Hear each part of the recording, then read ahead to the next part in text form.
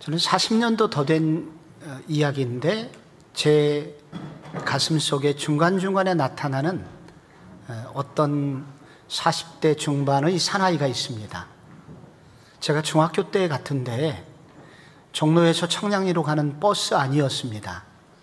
자리는 조금 여유가 있었던 그런 상황이었는데 중간에 어떤 약장수가 올라탔습니다. 자기가 피부병으로 오랫동안 고생을 했는데 어느 날 이 약을 만났고 그래서 낫게 됐다는 그런 일종의 간증이 그에게 있었습니다. 근데 저는 정말 처음에는 약장수가 탔구나 그렇게 생각을 했는데 이야기의 끝부분에 놀라운 반전이 있었습니다. 그분이 말하기를 저는 약을 팔려고 여기 온 사람이 아닙니다.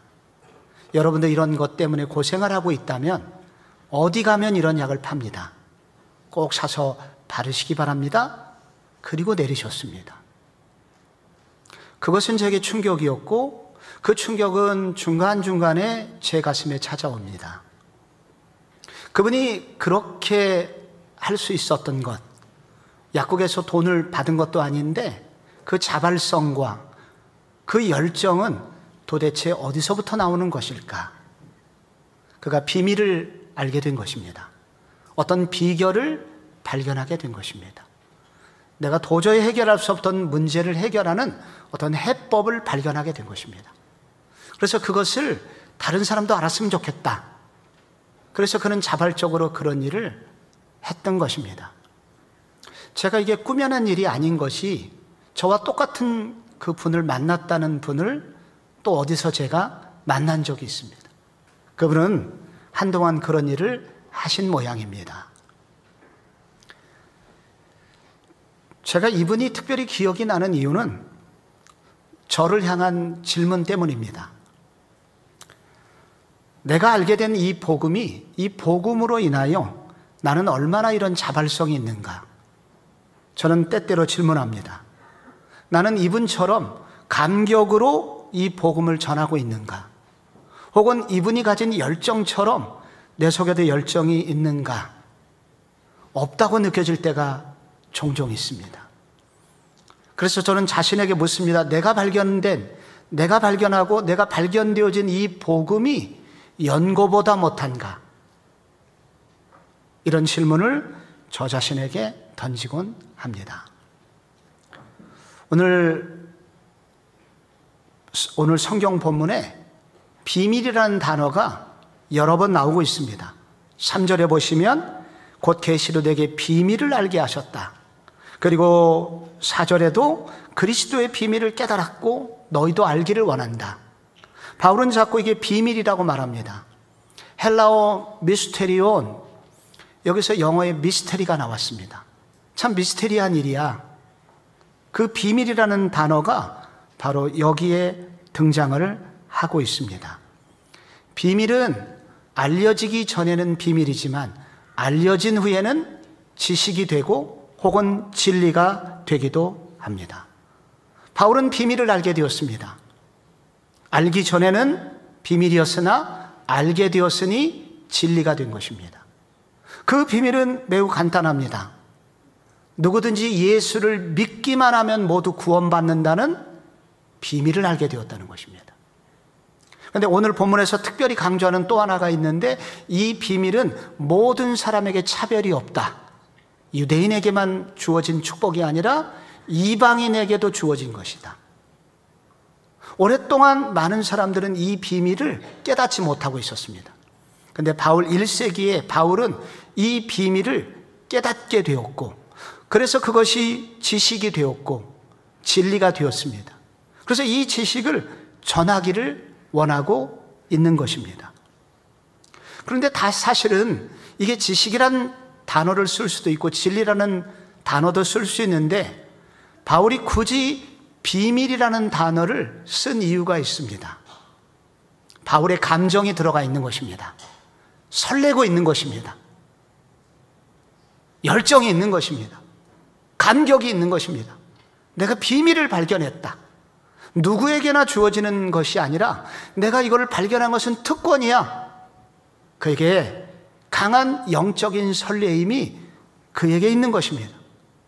그래서 바울은 비밀을 맡은 자로서 자신이 누구인지를 말하면서 동시에 비밀을 가진 자의 설레이는 신앙생활을 우리 에베소 교회 교인들이 알기를 원하고 있는 것입니다. 반복은 습관을 가져오고, 습관은 좋은 것일 수도 있지만은 어떤 경우에는 나쁜 것을 만들어내기도 합니다. 특별히 인격적인 관계에서 습관적 만남은 생명력을 파괴합니다. 습관적으로 남녀가 만나면 만남이 깨어집니다. 결혼 생활이 권태기가 찾아옵니다.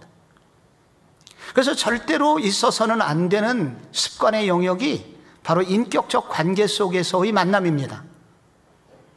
그래서 신앙생활은 권태 속에서 할 때 생명력이 죽어버립니다. 습관적으로 하게 되면은 능력이 상실되어 버리게 됩니다. 그래서 우리가 극복해야 되는 것 중에 하나가 반복되는 예배 속에서 우리는 어떻게 설레이는 예배를 드릴 수 있는 것인가? 반복되는 신앙생활 속에서 우리는 어떻게 다시 첫사랑을 회복하면서 뜨겁게 신앙생활을 할 것인가? 이러한 고민이 성도들에게 있어야 합니다. 특별히 오늘은 1년을 마감하는 달력의 마지막 한 장의 첫 번째 주일 예배를 드리고 있습니다. 우리는 1년을 마감하면서 또 한 번의 예배를 드리는 사람이 아니라 첫사랑의 설레임이 회복되고, 그리고 예수 그리스도를 다시 뜨겁게 예배하고 찬양하는 그러한 예배자가 되어야 합니다. 교회는 누구인가? 한마디로 비밀을 알게 된 자들의 모임입니다. 비밀은 간단합니다. 예수만 믿으면 어떤 죄도 용서되며 하나님의 자녀가 된다는 이 놀라운 비밀을 여러분 알게 되셨습니까? 비밀을 아시는 분들입니다. 그런데 이 복음의 이 비밀은, 또한 이 진리는 우리에게만 주어진 것이 아니라 소외된 자들, 이방인들에게도 주어졌다는 사실을 아십니까? 그렇다면 여러분은 바울처럼 비밀을 깨달은 분들입니다. 그런데 문제는 바울이 가지고 있는 설레임이 있는가? 이 비밀을 맡은 자로서의 이 기대감과 열정이 있는가? 이것을 성경은 우리에게 묻고 있습니다. 오늘 우리들 속에 이 설레임의 감격이 사라진 분들이라면 오늘 이 말씀으로 다시 설레임이 회복되기를 바랍니다. 다시 열정이 회복되기를 바랍니다. 비밀을 맡은 자들로서 춤추는 신앙생활을 회복하실 수 있는 은혜가 있기를 바랍니다. 오늘 성경은 몇 가지 우리로 하여금 다시 설레이는 신앙생활을 위하여 하나님이 주신 선물이 있다고 합니다. 첫째, 복음의 비밀을 맡은 자들에게 주신 선물은 첫째로 고난의 신비입니다. 고난의 비밀, 고난의 신비를 통해서 하나님은 우리에게 다시 새로운 신앙생활을 하도록 도우신다는 것입니다. 바울은 갑자기 갇히게 되었습니다. 1절에 보시면 이러므로 그리스도 예수의 일로 너희 이방인을 위하여 갇힌 자 된 나 바울이 말하거니와, 갇힌 자 바울이 나옵니다. 3차 전도여행을 마치고 예루살렘에 갔다가 거기서 체포되었고, 그래서 가이사랴에서 2년, 그리고 지중해를 타고 배를 타고 로마에 가서 아마도 지금 약 2년 여전히 지금 감옥에 수감되어 있습니다.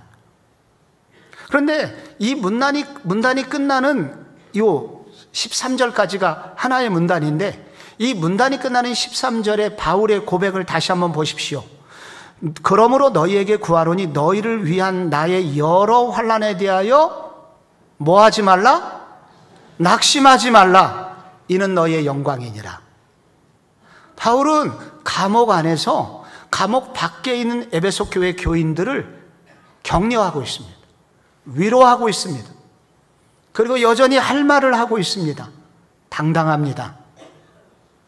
무엇이 바울을 이렇게 당당하게 만들었나? 다시 1절을 봐야 됩니다. 그 1절을 잘 보시면 이러므로 그리스도 예수의 일로 너희 이방인을 위하여 갇힌 자 된 바울이라고 나오죠. 원문에는 일이라는 단어는 없습니다. 예수의까지만 나와요. 그리스도 예수의, 이걸 소유격이라고 하죠. 그래서 그리스도 예수의까지만 나오는데 이 단어의 정확한 번역은 예수 때문에, 예수에 의하여 감옥에 갔다는 얘기입니다. 그러니까 바울이 감옥에 가게 된 것이 사람이 보낸 것이 아니라 예수님에 의하여 감옥에 가게 됐다는 것입니다. 이 말이 무슨 뜻이겠습니까? 예수님께서 바울을 괜히 감옥에 보냈겠습니까? 하나님의 뜻을 이루기 위하여 감옥에 보냈다는 것입니다. 그래서 바울이 지금 갇히게 된 거, 감옥에 가게 된 이유는 바로 예수님에 의하여 예수님에게 속한 자이기 때문에 예수님의 뜻을 이루기 위하여 감옥에 보내졌다는 것입니다. 나중에 알게 된 게 있습니다. 바울이 감옥을 가서 나중에 알게 된 것은 바로 여기 그가 감옥에 갔기 때문에 결코 만날 수 없는 사람들을 만나게 됩니다. 로마 황제의 친위대 고위 관리들입니다. 바울이 평소 같으면 만날 수 없었어요. 그런데 감옥에 들어갔기 때문에 거기서 고급 장교들을 만나게 되고 그들을 만나다 보니 또 다른 고위 관료들을 만나게 되면서 바울은 로마 정부의 핵심부로 들어갈 수가 있었습니다. 또 하나 나중에 알게 된 것은 그가 감옥에 갔기 때문에 에베소서를 쓸 수 있었다는 것입니다. 지금 이 편지가 감옥에서 쓰여지고 있습니다. 만약 이 에베소서의 별명이 바울 신학의 정수라고 불리워집니다. 이렇게 탁월한 교회론이 들어있는 책이 없습니다. 다른 어떤 책보다도 매우 깊이가 있는 책, 그것이 바로 에베소서입니다. 이 책이 바로 감옥에 갔기 때문에 쓰여진 것입니다. 그리고 얼마 후에 빌립보서를 또 쓰게 됩니다. 골로새서를 쓰게 됩니다. 빌레몬서를 쓰게 됩니다. 그래서 이 네 권을 옥중서신이라고 합니다. 감옥에 갔기 때문에 이런 성경을 그는 쓸 수가 있었습니다. 이 네 권의 성경의 영향력은 말로 다 할 수가 없습니다. 어떤 사람은 말하기를 이 편지는 바울이 수백 년 동안 전도를 하는 것보다도 훨씬 더 값어치가 있는 서신이라고 말했습니다. 여러분, 그동안 지구상 지나간 2000년 역사 동안에 얼마나 많은 사람들이 구원받았습니까? 그리고 얼마나 많은 사람들이 교회의 영광을 누려왔습니까? 바울의 서신이 그들에게 영향을 준 것입니다. 수억, 수백억의 인구들이 예수를 믿게 되고 예수를 알게 되고 교회의 영광을 알게 된 것이 바로 이 에베소서 때문입니다. 그런데 이것이 그가 감옥에 들어갔기 때문에 쓰여진 서신입니다. 그래서 처음에는 당황됐고 처음에는 그 이유를 몰랐지만 나중에 알고 보니 시간이 가면 갈수록 알게 된 것은 바로 바울이 감옥에 간 것은 예수에 의하여 예수님의 뜻을 이루기 위한, 하나님의 뜻을 이루기 위하여 감옥에 가게 된 것을 그도 일부 깨닫고 우리는 더욱 깊이 알게 됩니다. 고난의 신비입니다. 고난 당한 것을 처음에는 몰랐지만은 이 고난을 통해서 하나님이 이루시는 일을 보면서 이 고난의 신비를 겪으면서 바울은 그 신비로운 신앙생활을 날마다 하게 됐다는 이야기입니다. 성도는 누구인가? 하나님의 자녀들이죠. 창세전에 택함 받으셨고 예수님 때가 되어서 예수를 믿으셨고 그리고 어느 날부터 성령께서 우리를 하나님의 자녀라고 인쳐주셨습니다.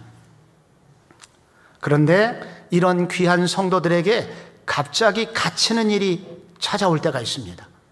갑자기 병이 걸려서 움직일 수 없는 상황이 됩니다. 입원을 하든지 집안에서 머물 수밖에 없는 그런 갇힌 날이 오게 됩니다. 혹은 직장에서 나오게 되어 집안에 갇히시는 분들도 생기게 됩니다. 또 어떤 분들은 자기를 괴롭히는 사람을 만나게 됩니다.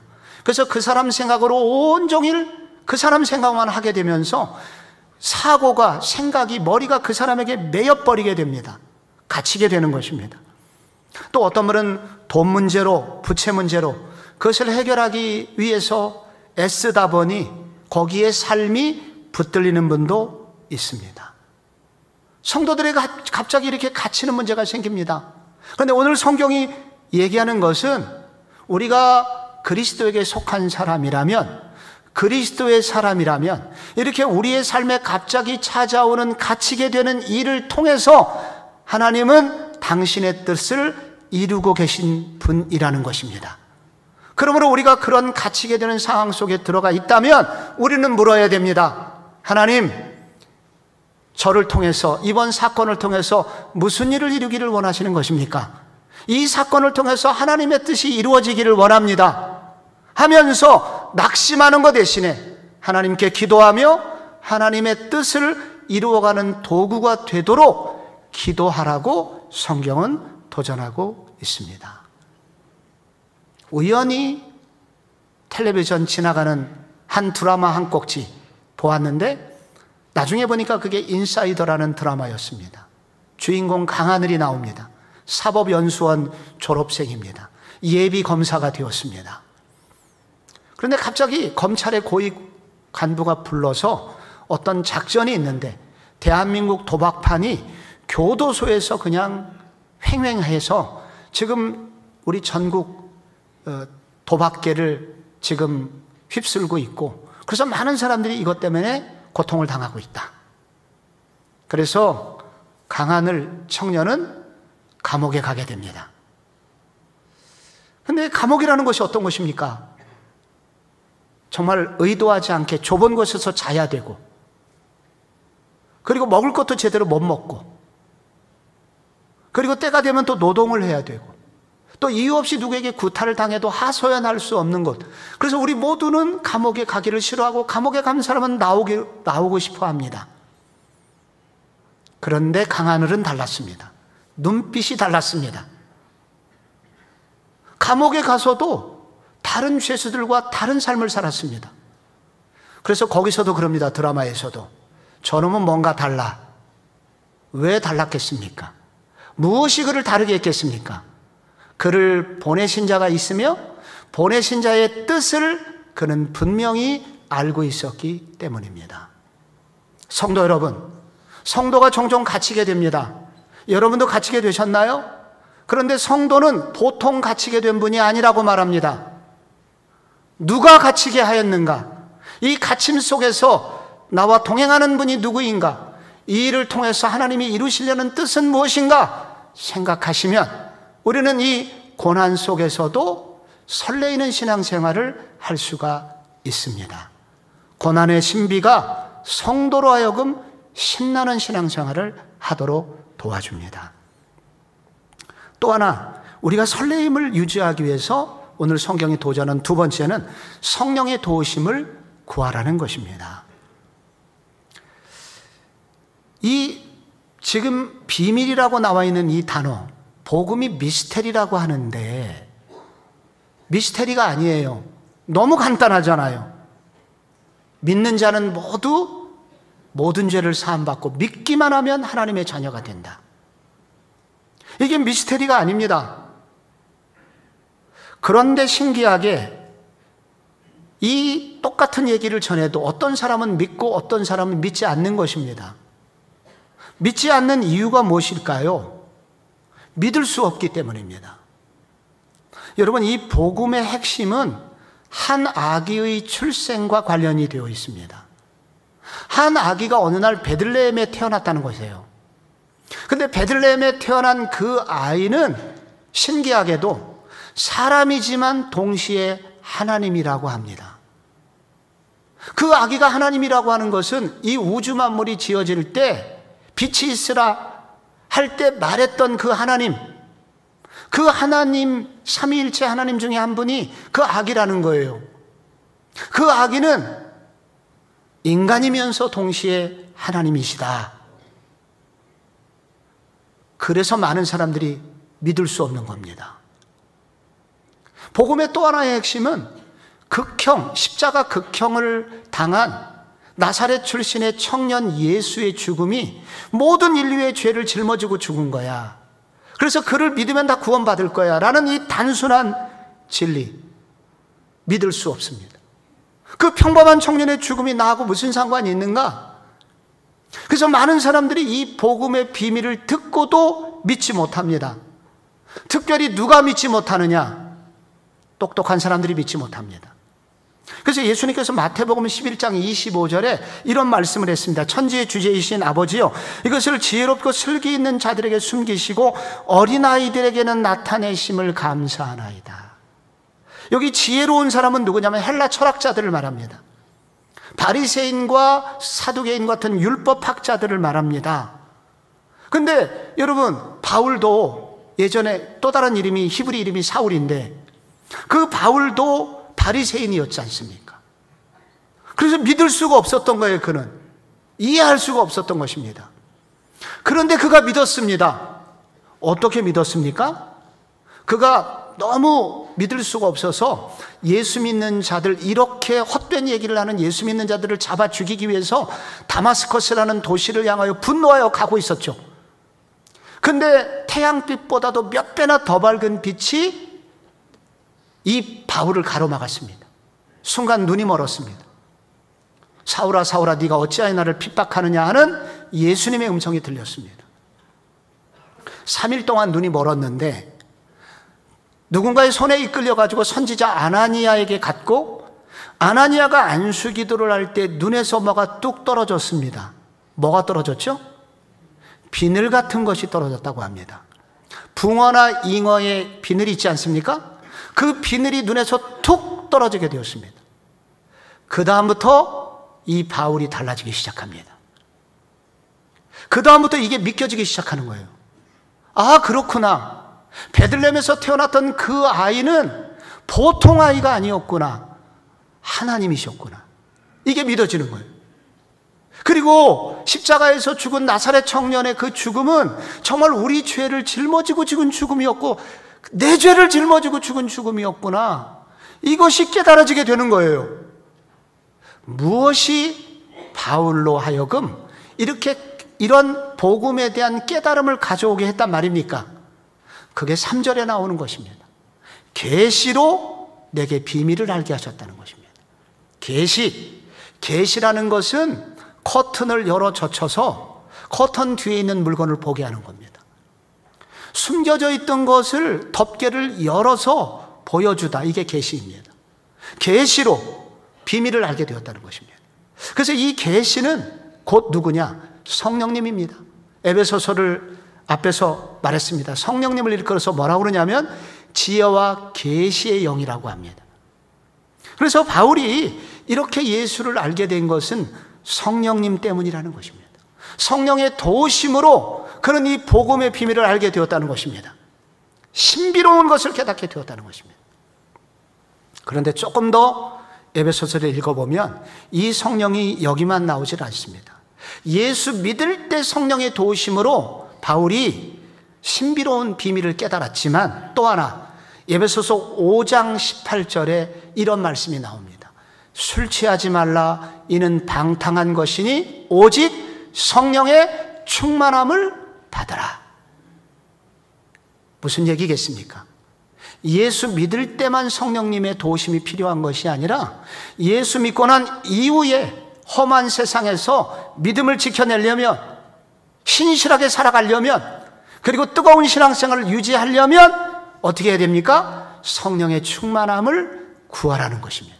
그래서 이 성령의 도우심으로 바울은 예수 믿을 때도 신선하게 예수 믿었고, 오랜 시간이 흘러도 설레임이 사라지지 않고 계속해서 신비롭게 우물물이 계속 솟구쳐 나오듯이, 옹달샘에서 우물물이 솟구쳐 나오듯이 바울의 신앙생활을 계속해서 신선하게 만들었다는 것입니다. 그러므로 성도 여러분, 오늘 여러분 속에 이러한 그리스도를 향한 열정이 사라지신 분이 계시다면, 혹은 예배 생활에 여러분 감격이 사라지신 분들이 계시다면, 여러분의 신앙생활에 매너리즘이 느껴지신다면 오늘 성령을 구하시기를 바랍니다. 성령의 도우심은 예수 믿을 때도 필요하고 예수 믿는 중간에도 필요하고 끝까지 필요합니다. 이 성령의 충만함을 구함으로 바울은 신앙생활에 설레임을 유지하고 있습니다. 마지막으로 외면된 사람들 속에 숨겨진 보물을, 외면된 사람 속에 숨겨진 보물을 찾을 때, 찾고자 할 때 설레이는 신앙생활을 할 수 있습니다. 오늘 중요한 구절이 5절, 6절에 나옵니다. 5절은 제가 읽고 6절은 같이 읽어주시면 고맙겠습니다. 이제 그의 거룩한 사도들과 선지자들에게 성령으로 나타내신 것 같이 다른 세대에서는 사람의 아들들에게 알리지 아니하셨으니 이는 이방인들이 복음으로 말미암아 그리스도 예수 안에서 상속자가 되고 함께 지체가 되고 함께 약속에 참여하는 자가 됨이라. 아멘. 여러분, 유대인들이 바울을 죽도록 미워하신 사실을 아시나요? 유대인들이 이 바울을 죽이고자 특공대까지 조직한 사실을 여러분 아시나요? 들어보셨을 겁니다. 왜 그렇게 미워했을까요? 이것 때문입니다. 바로 본문 때문입니다. 바울은 한 가지 비밀을 알게 됐습니다. 바로 하나님의 이 복된 예수를 믿기만 하면 구원받는다는 이 비밀은 유대인만을 위한 것이 아니라 모든 이방인들을 위함임을 알게 된 것입니다. 유대인들은 아브라함의 후손을 약속의 자손이라고 불렀는데, 바울이 성령께서 깨닫게 해주셨는데, 그 아브라함은 육적인 아브라함을 말하는 게 아니라 영적인 아브라함을 말하는 것을 알게 되었습니다. 영적인 아브라함의 후손들을 말하는 것을 알게 되었습니다. 그래서 진짜 하나님 나라의 자손은 뭐냐면 유대인으로 태어난 사람만이 아니라 모든 이방인, 유대인과 이방인 할 것 없이 그중에 예수를 믿는 자들은 모두 다 아브라함의 후손이라는 사실을 알게 된 것입니다. 그래서 이방인들 속에도 구원받은 사람이 있고 구원받은 사람들이 많이 있음을 알고, 그는 그 이방인들에게 이 비밀을 알려주기 위하여 평생을 즐겁게 복음을 전하면서 살게 됩니다. 유대인들은 그것을 견딜 수가 없었습니다. 유대인들도 이방인들을 개로 여기고 싫어하긴 했지만, 그러나 그들도 이방인들과 거래를 해야만 먹고 살 수 있었기에 일부 이방인들을 만나는 것은 허용하였습니다. 그러나 거기까지였습니다. 이방인들이 예루살렘에 오는 것은 허용하였습니다. 그러나 성전에 이방인의 뜰과 유대인의 뜰을 구분해 놓고 유대인의 뜰의 벽면에 이방인들이 유대인의 뜰에 들어가면 사형에 처함이라는 공고문을 써붙여 놓았습니다. 그래서 넘어갈 수 없는 분명한 선을 만들어 놓은 것입니다. 그런데 바울은 뭐라고 가르쳤냐면 바로 그 이방인들도 하나님의 약속의 자녀가 되었다는 것, 상속자가 되고 함께 지체가 되었다고. 지체라고 하는 것은 무엇입니까? 식구가 되었다는 것입니다. 그래서 약속에 참여한 자가 되었다. 아브라함에게 약속한 모든 축복을 이방인들도 받게 되었어 라는 사실을 선포했기 때문에, 그것 때문에 유대인들에게 죽도록 미움을 받게 된 것입니다. 그런데 여러분, 우리에게도 이방인이 있을 수 있습니다. 우리 모두에게도 이방인이 있을 수 있어요. 내가 아니라고 생각한 자들, 그들이 이방인입니다. 내가 피하고 싶고 멀리하고 싶은 사람들, 이방인입니다. 그런데 하나님은 그들 속에 하나님의 선물을 숨겨 놓으셨다고 합니다. 마태복음 25장 40절이 그 얘기입니다. 마지막 양과 염소를 구별할 때 여기 양과 염소의 구별법의 핵심이 25장 40절에 나옵니다. 임금이 대답하여 이르시되 내가 진실로 너에게 이르노니 너희가 여기 내 형제 중에 지극히 작은 자 하나에게 한 것이 곧 내게 한 것이다.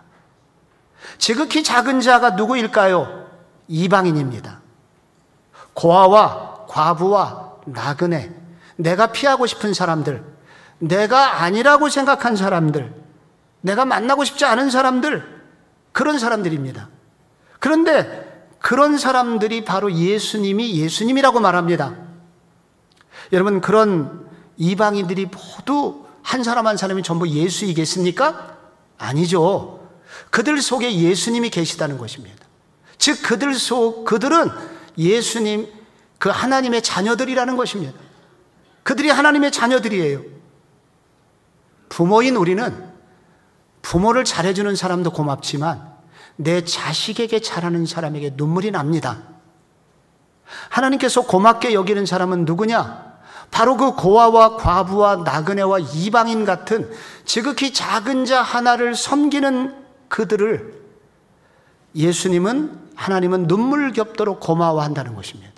그들 속에 하나님의 축복을 숨겨 놓았다는 것입니다. 그들을 섬기는 것, 바울처럼 그 이방인들을 섬기는 것, 그것이 바로 하나님께서 주시고자 하는 선물이며 그것을 섬길 때 진정한 기쁨과 하나님이 주시는 만족도 주실 것을 약속하고 있습니다. 교회는 무엇인가? 교회 안에서 물론 믿는 사람들끼리 우리 친하게 지내야 합니다. 우리 서로 사랑하면서 살아야 합니다. 그러나 그것이 교회의 본질적인 설립 목적은 아닙니다.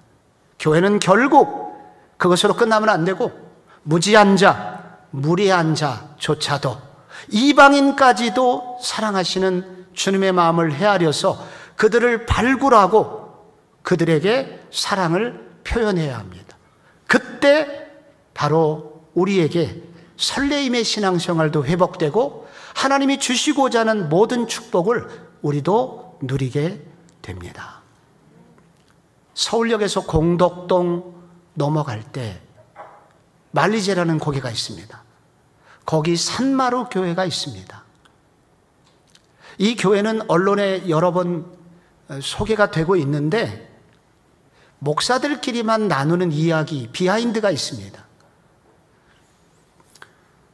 이 교회 이주연 목사님이신데 이 목사님이 기독교 사상 편집장 출신이에요. 이 출판물의 특징은 성경의 기적들을 안 믿는 사람들이 주로 봅니다. 그래서 이분은 성경의 기적을 믿지 않는 좌파 목사였습니다. 그리고 대형교회 목사들을 적폐의 대상으로 여기던 그런 분이었습니다. 그분 사모님이 이화여대 교수인데 개척을 했고 개척을 하자 많은 엘리트들이 이 교회에 몰려들었습니다. 그래서 이 교회는 100여 명, 200명 가까운 성도가 된 아주 튼튼한 교회였었습니다. 그런데 어느 날 노숙인 한 명이 찾아와서 예배를 드리기 시작했습니다. 목사님은 의도적으로 3주 동안 쳐다보지 않았습니다.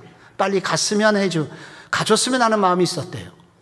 그런데 3주 동안 계속 안 가니까 양심의 가책을 느꼈고 찾아갔습니다. 무슨 일 있으신가요?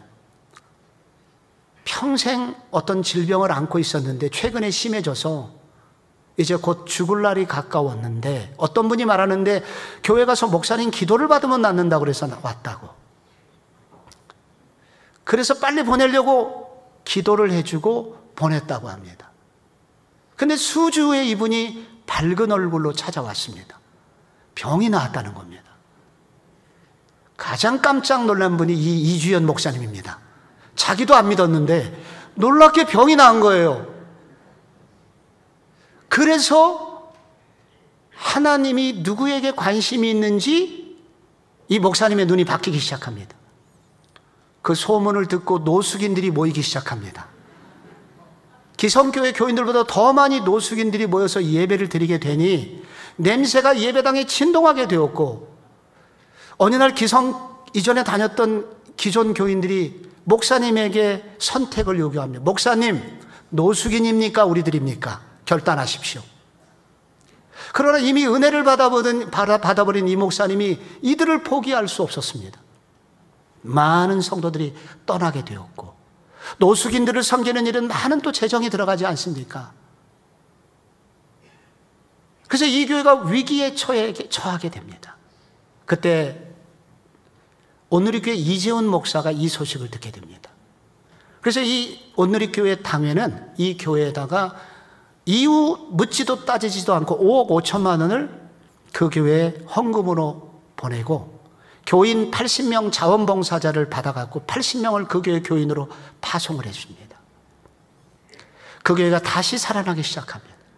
목욕탕 시설, 노숙인을 위한 목욕탕 시설도 짓고, 그리고 노숙인을 위한 일종의 대학도 열어서, 인문학 캠프를 열어서 교육을 시키기 시작합니다. 이후에 이 교회는 더 발전을 해서 지금은 평창에 땅을 사고 평창에 노숙인 공동체를 만들어서 올해 처음 콩을 심었고 콩 수확이 돼서 1만 톤이나 되는, 1톤 이상이 되는 많은 콩을 노숙인 형제들에 의해서 수확을 하게 되었다고 합니다. 그러는 사이 이 목사님은 이곳저곳 방송국에 불려다니게 되었고, 또한 최근에 CBS의 아침 묵상 방송에 출연하면서 그것을 구독하게 해달라는 문의가 쇄도하여 24만 명의 구독자가 되는 소위 인기 목사님이 되었습니다. 이 노숙인을 섬기는 일은 고통이었으나 처음에 이것은 교회가 무너지는 일인 줄 알았는데, 나중에 보니 교회도 살고 노숙인도 살고 목사님도 살고 모두가 살게 되었다고 합니다.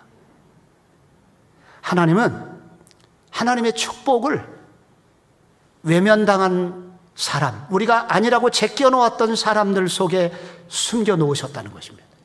그들을 섬기려고 할 때, 그들과 함께 동행하려고 할 때 하나님은 우리 모두를 살려주시고 우리로 가슴 뛰는 신앙생활을 할 수 있도록 도와주신다는 것입니다. 우리는 12월이 되면 사랑의 비타민을 합니다. 우리도 나그네들을 섬기고, 그리고 소외된 독거노인들을 찾아가고, 장애우들을 만나고 고아들을 찾아가고, 그리고 우리가 그동안 외면했었던 진리를 사수하고 지키려고 하는 분들을 섬기려고 합니다. 이런 섬김의 과정 속에 참여한다는 것은 결코 작은 일이 아닙니다. 하나님 이런 기회를 통해서 우리로 다시 한번 설레임의 신앙생활을 하도록 초대하는 초청장입니다. 성도 여러분, 여러분의 신앙생활은 살아계신가요? 여러분의 신앙생활은 권태와 나태가 아닌 가슴 뛰는 신앙생활이신가요? 아니시라면 오늘 이 말씀 앞에서 다시 한번 우리를 돌아볼 수 있기를 바랍니다. 고난 속에서도 하나님의 일하심을 바라봅시다. 성령의 임재를 간구합시다. 그리고 외면당한 사람들을 위하여 섬겨봅시다. 하나님이 우리 모두를 살려주실 줄로 믿습니다.